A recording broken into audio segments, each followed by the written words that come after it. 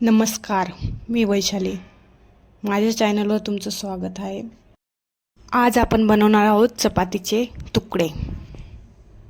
त्यासाठी मी साहित्य घेतलं आहे. 1 वाटी कांदा, 1 वाटी टोमॅटो, 1 वाटी पत्ताकोबी, कोथिंबीर, मिरची, शेंगदाणे आणि चपातीचे तुकडे.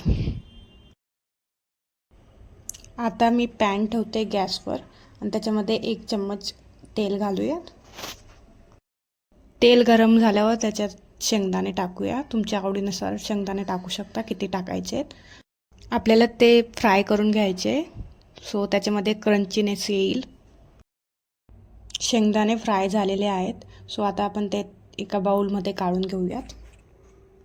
आता जे उरलेलं ऑइल आहे त्याच्यामध्ये आपण जिरा घालूयात. मी अर्धा टेबलस्पून जिरा घालते.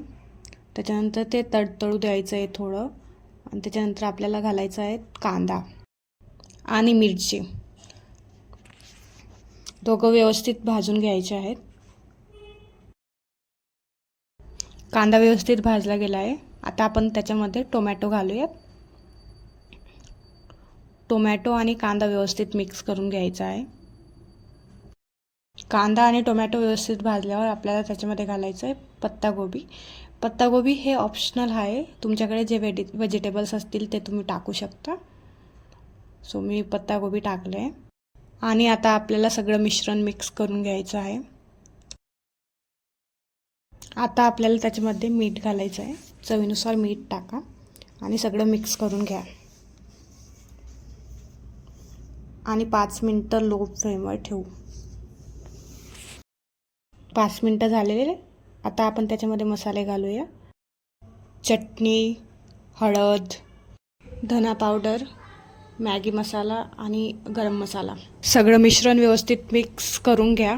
आणि त्याच्यानंतर चपातीचे तुकडे जे मी मिक्सरमध्ये काढून घेतले ते मी त्याच्यामध्ये टाकते. परत ते सगळं मिक्स करून आपल्याला 5 मिनटं ते लो फ्लेमवर ठेवायचं आहे. तर 5 मिनटं झालेले आहेत. आता आपण ओपन करूयात. आणि चपातीचे तुकडे व्यवस्थित शिजलेले आहेत. तर त्याच्यामध्ये आता आपण जे आपण फ्राय केले होते शेंगदाणे ते टाकून घेऊयात. आणि गार्निशिंगसाठी कोथिंबीर टाकूयात.